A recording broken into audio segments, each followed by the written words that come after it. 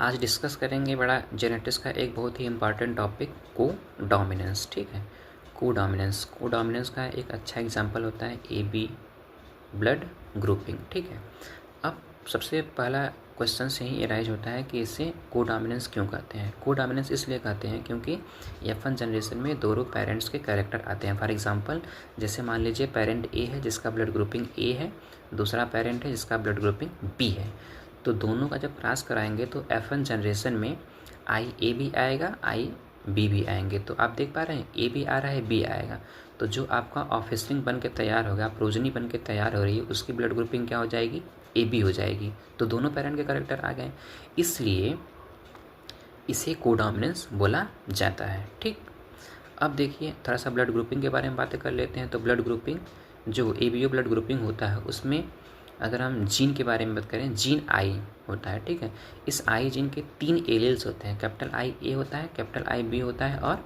Small I होते हैं। तो यहाँ पे ये मल्टीपल एलील्स का भी एग्जाम्पल है।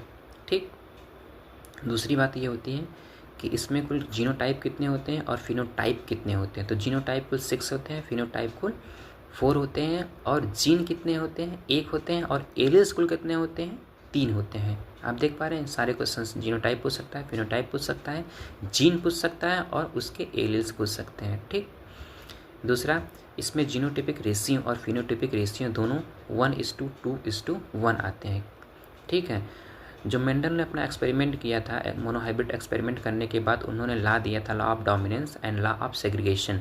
तो लॉ ऑफ डोमिनेंस के जो एक्सेप्शन है, ये कोडोमिनेंस उसका एक्सेप्शन होता है। और एक और एक्सेप्शन होता है इनकम्प्लीट डोमिनेंस। ठीक है, इनकम्प्लीट डोमिनेंस एंड कोडोमिनेंस दोनों डोमिनेंस के एक्सेप्शन है।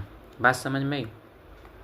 और इसमें क्या बनेंगे, अगर हाँ, जो आपका एलील्स है कैपिटल आई ए और कैपिटल आई बी, जो शुगर का फॉर्मेशन करते हैं उसमें स्लाइटली डिफरेंस होता है।